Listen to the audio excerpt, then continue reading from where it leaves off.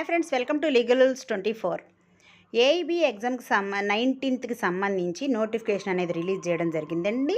ఇది 3rd September 2024న release అవ్వడం జరిగింది. మనకి ఎగ్జామ్ డేట్ కూడా దీనికి అనౌన్స్ చేశారండి. 24th నవంబర్న ఎగ్జామ్ అనేది ఉంటుంది. మనకి అప్లికేషన్ పెట్టుకోవడానికి సెప్టెంబర్ 3rd నుంచి, అలాగే ఆన్లైన్ పేమెంట్ కూడా సెప్టెంబర్ 3rd నుంచి స్టార్ట్ అవుతుంది.